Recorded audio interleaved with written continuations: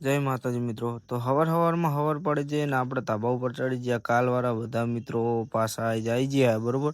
પણ આજ તો બધા પતંગ પતી ગયા હતા એટલે કરવું શું. પછી હું આવી ગયો જમવા માટે અને બીજી બાજુ ભાઈબંધ આવીને ઊભો તો કે આપણે જવાનું છે દરણું ધરાવવા માટે.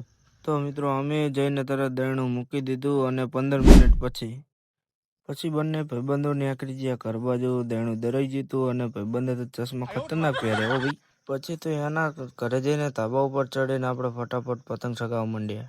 તાણે તો અમરસિંહ કાકા આપણા ઘરે આવ્યા હતા દક્ષુને રમાડવા માટે અને ધાબા ઉપર જઈને જોયું તો મહેમાન તો જોરથી ખેંચતા હતા.